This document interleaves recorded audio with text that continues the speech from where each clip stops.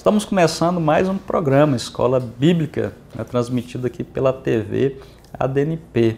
E nessa oportunidade quero cumprimentar a todos com a graça e com a paz do nosso Senhor Jesus Cristo. Estamos adiante da lição de número 9, que tem como tema a verdadeira sabedoria se manifesta na prática. Estaremos estudando essa lição já no próximo domingo, dia 31 de agosto. Lembrando que estamos apenas a um mês para finalizarmos então esse terceiro trimestre, para entrarmos no quarto trimestre com temas também novos. Vamos abrir a aula também de hoje lendo o texto áureo da nossa lição, que se encontra registrado na Epístola de Tiago, capítulo 3, e o versículo 13. Vamos acompanhar.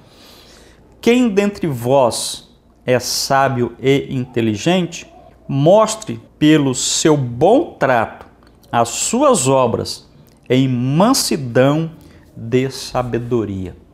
Esse é o tema desta aula de hoje, e a aula vai girar em torno do texto básico da leitura bíblica em classe, que se encontra registrado em Tiago, no capítulo 3, do versículo 13 até o versículo 18. A aula é bastante um estudo sistemático dentro desse texto da leitura bíblica em classe, então vamos estar fazendo uma síntese da aula de hoje.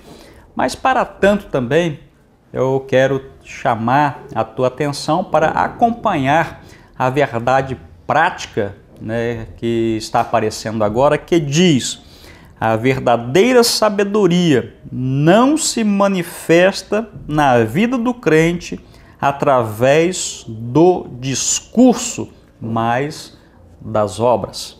Essa é a verdade prática da nossa lição. Então, quando falamos em sabedoria, logo é comum as pessoas pensar que sabedoria é então como um acúmulo, uma forma avançada de conhecimento. E tal pensamento não condiz com a verdade. É o que nós vamos aprender na aula de hoje. Então, a sabedoria que vem tratando dentro desta aula é uma sabedoria prática, tanto para lidar com circunstâncias, quanto também com pessoas. Poderíamos até citar o caso do rei Salomão. Então, houve circunstâncias envolvendo pessoas e ele teve que tomar uma decisão. Então, é dentro desse contexto que eu digo que não adianta ter muito conhecimento se não consegue colocá-lo em prática. E, mais uma vez, nós queremos salientar, então, que sabedoria é o uso correto do conhecimento. E Eclesiastes, ele vem trazendo uma história que está registrado no capítulo de número 9, versículo 14 e o versículo 15, que diz que havia em uma cidade pequena, como se fosse um vilarejo, então, entendo eu, parafraseando, que havia poucos homens naquele local e veio um grande rei, e sitiou aquela cidade, levantou então barreiras contra aquela cidade. No entanto, parecia que tudo estava perdido. Mas a Bíblia, dentro desse texto, fala que havia um homem naquela cidade. Era um sábio pobre. E aquele sábio pobre, então, através do seu conhecimento, através da sua sabedoria, melhor falando, por meio da sua sabedoria, aquela cidade foi livrada, e a Bíblia relata que ninguém se lembrava daquele pobre homem. Então isso acontece muito também na prática. O primeiro capítulo da aula, ele vem abordando, né, a seguinte questão: a conduta pessoal demonstra se a nossa sabedoria é divina ou demoníaca. E para abrir então esse capítulo, o escritor dessa revista, ele coloca aqui que sabedoria não se mostra com discurso. Então nós vamos aprender um pouquinho aqui dentro desse tópico. Quem de vocês é sábio e tem entendimento? É uma pergunta do apóstolo Tiago, né, que por sua vez nós lemos aqui no texto áureo. Ele abre então o estudo desta lição, logo dentro desse primeiro capítulo, iniciando com esse versículo, né? Então, quem de vocês é sábio e ou tem entendimento? Olha só, Tiago então ele quer nos conduzir a um exame unicamente pessoal. Eu tenho que me autoavaliar, eu tenho que me examinar. Então, Tiago quer nos conduzir, né, a essa questão. Olha só, sabendo que a sabedoria consiste em ter visão, né, interior e capacidade de tirar conclusões, né, corretas, conclusões corretas, né? O que Tiago nos exorta vamos observar aqui, se de fato temos, ou se alguém é sábio e entendido, deve mostrar tanto por palavras, quanto principalmente pelas obras, a sua sabedoria, né? Então não é simplesmente dizer, não é simplesmente então se mostrar por um discurso. É isso que o autor ressalta aqui. Ele deve ser demonstrada principalmente na prática, né? Não é por palavras, né? Então, quando se mostra pela prática, então o que acontece? Esse sábio, ele tem experiência, esse sábio ele tem conhecimento e, por sua vez, tem habilidade. Então, mais uma vez, Tiago, então, ele vai lançar mão dentro desse primeiro versículo que ele abre aqui, que está registrado, mais uma vez, repito, aqui no texto áureo da nossa lição, né? Ele coloca aqui, ele ressalta a questão desse verbo mostrar, que por sua vez tem um sentido de provar, né? Mostrar no sentido de provar. O que isso quer dizer? Então, se o homem, ele de fato é sábio, então ele deve oferecer provas verdadeiras de que possui sabedoria e entendimento. Sabedoria e entendimento, sendo que estas estão confirmadas por meio da sua conduta diária, né, da sua conduta no dia a dia, e não simplesmente por um mero discurso. O segundo subtópico, ele vem tratando sobre inveja e facção. Olha só, mas se tendes amarga inveja e sentimento faccioso em vosso coração, não vos glorieis, nem mintais contra a verdade. É o versículo 14. Então, surge-nos então uma pergunta: em que se caracteriza um falso espírito? Podemos responder com esse versículo 14, que é uma inveja amargurada e um espírito faccioso, né? O espírito faccioso. Isto, né, revelará então, né, ou seja, a postura, ela revelará as ações, né? Então, a postura que a pessoa toma vai revelar a sua ação. Se a sua sabedoria ela é divina ou se ela é demoníaca. São justamente contra essas más ações que Tiago, então, ele exorta a igreja, pois ambas estão enraizadas no coração do homem, né, de onde procede ou de onde brotam, de onde originam as ações, né? E essas duas realidades, né, são capazes de produzir grande prejuízo, né?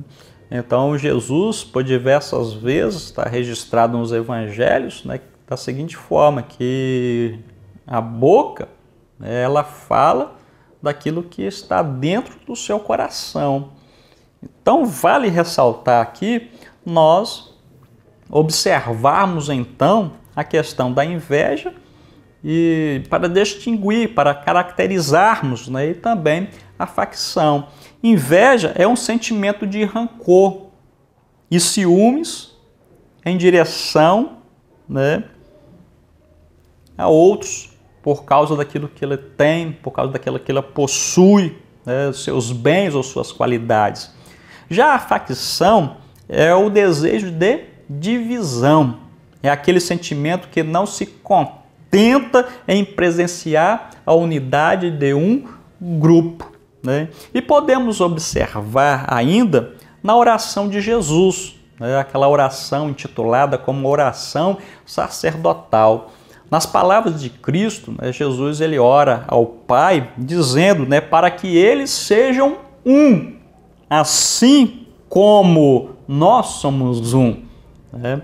E Jesus fala ainda para que eles sejam perfeitos em unidade.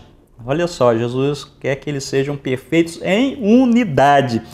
Então, sabedor dessas verdades do Evangelho, né, somos advertidos, né, contra expressões e ações que contradizem a fé de nosso Senhor Jesus Cristo.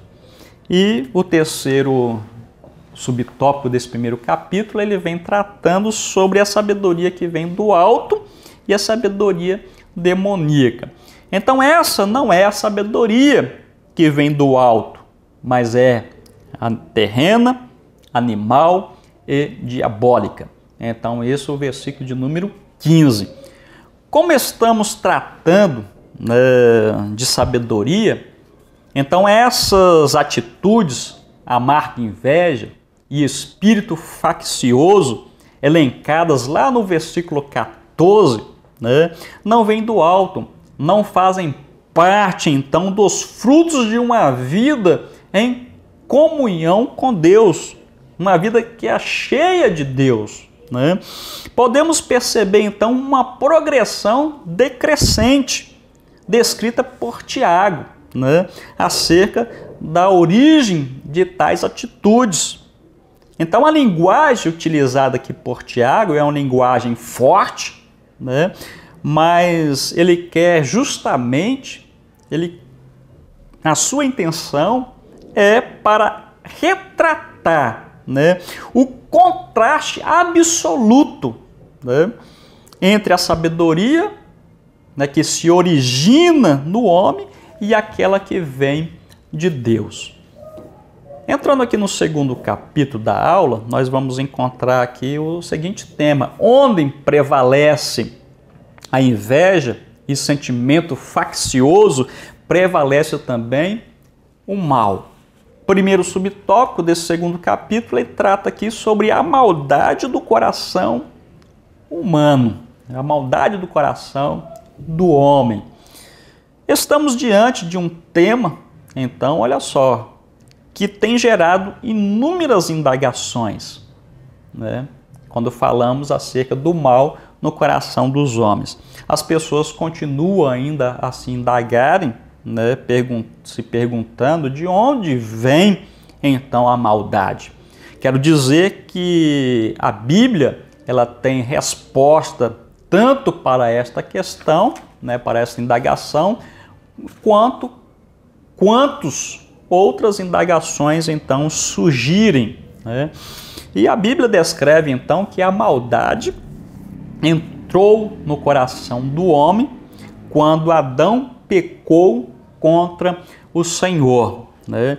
E as consequências da maldade, né, são as mais terríveis, pois maldade gera maldade, violência gera violência, e assim vão de mal a pior. É só lermos o livro de Gênesis, nós vamos observar essa realidade, essa verdade. Logo de início nós observamos, lendo lá no iniciozinho de Gênesis, que Caim, ele matou Abel, né, e logo à frente outro mata mais 2 homens, né, e logo mais os corações dos homens era só maldade, chegando a ponto de Deus destruir então o mundo por águas, né, por meio de águas. Então, desde que o homem pecou, a violência e a maldade contra o próximo, olha só, observe isso aqui, sempre esteve no coração do homem, mesmo que ele não a pratique. Se ele tiver a oportunidade de praticar, irá praticar. Somente, né, um coração regenerado pelo Espírito do Senhor, né, somente através ou por meio então de um novo nascimento, nós somos agora controlados pelo Espírito do Senhor, né? Então nós somos então guiados por Ele. Não vivemos mais nós, mas Cristo vive em nós. Que Ele seja glorificado por isso, né? Então nós observamos que uma coisa então é certa.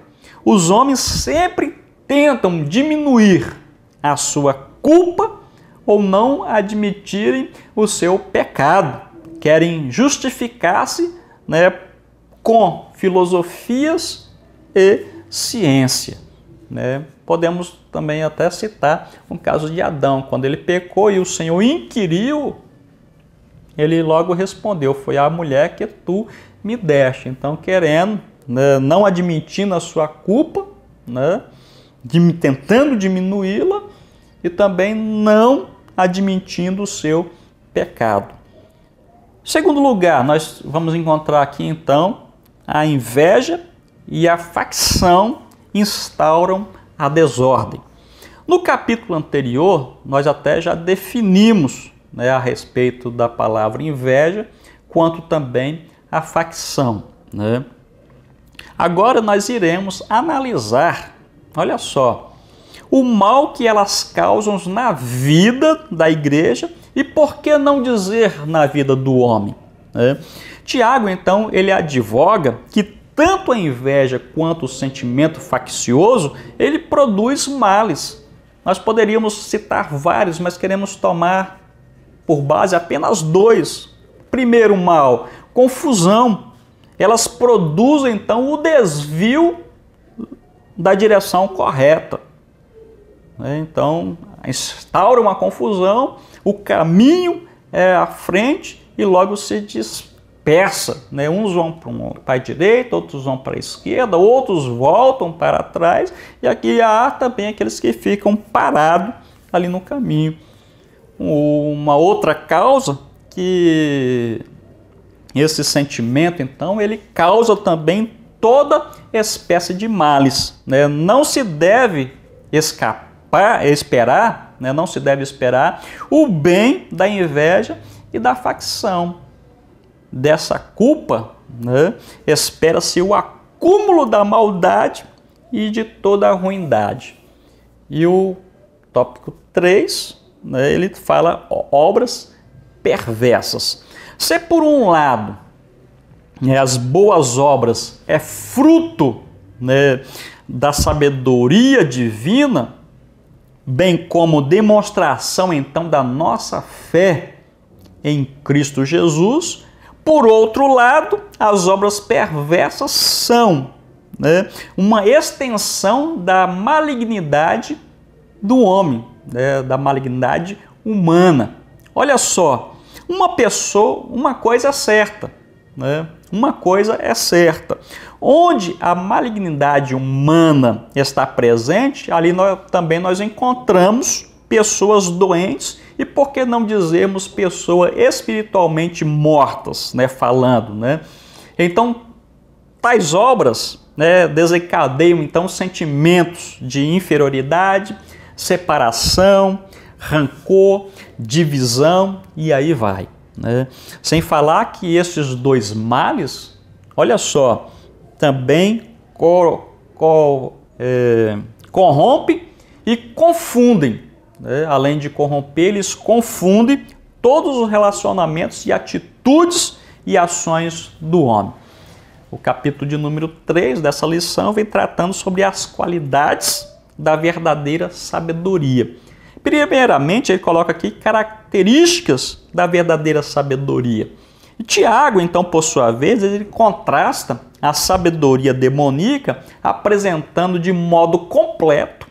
Olha só, ele apresenta então de modo completo a sabedoria que vem do alto. Então, por meio dessa demonstração completa, ele contrasta a sabedoria demoníaca. E para salientar então o seu ensino, Tiago, ele lança a mão das características essenciais para expô-la, né? Por meio dessas características essenciais, ele passa a expor a sabedoria que vem do alto, né? Ressaltando então que essa sabedoria que vem do alto, ela é apresentada em várias características, não apenas em uma só característica.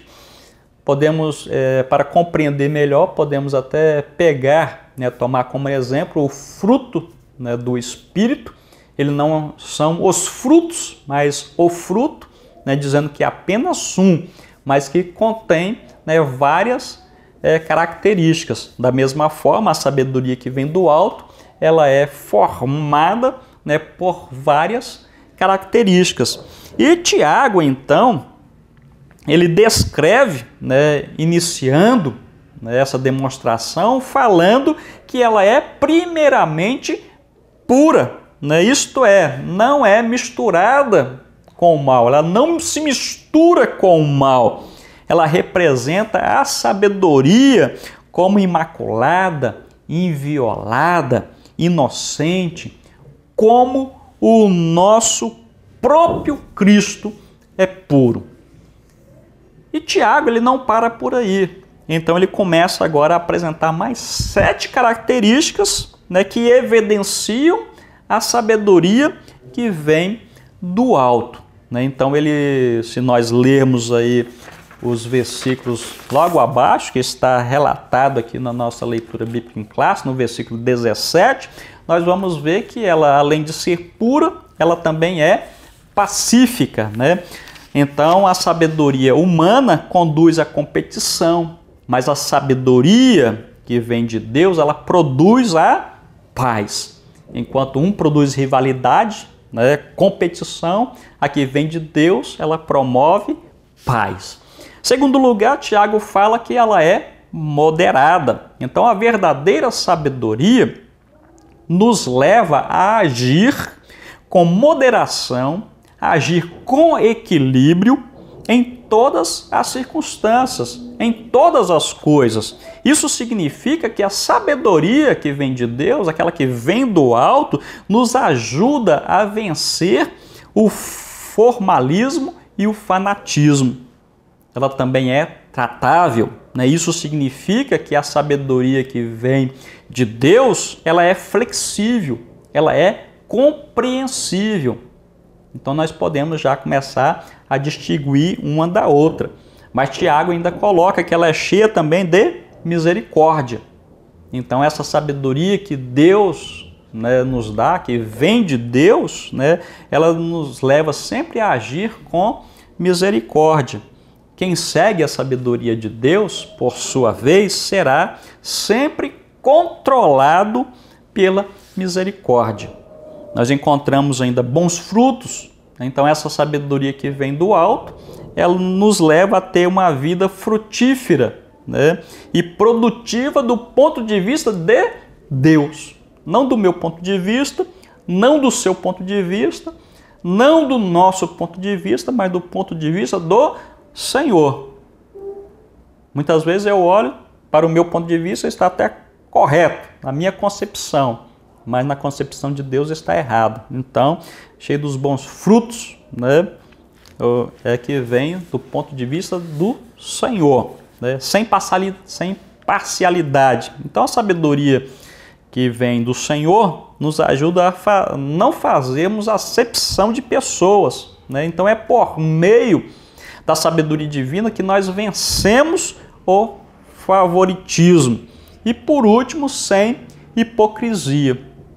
E quando a sabedoria humana opera, pode haver hipocrisia, dissimulação, mas quando a sabedoria de Deus opera, né, há sinceridade, né, e honestidade. E fechando aqui esta aula de hoje, nós encontramos aqui o terceiro subtópico desse terceiro capítulo, que diz o fruto da justiça, que é o versículo 18 da leitura bíblica em classe. Então, a origem determina os resultados, né? Olha só, a sabedoria do mundo, ela produz resultados mundanos. No entanto, a sabedoria espiritual tem resultados espirituais.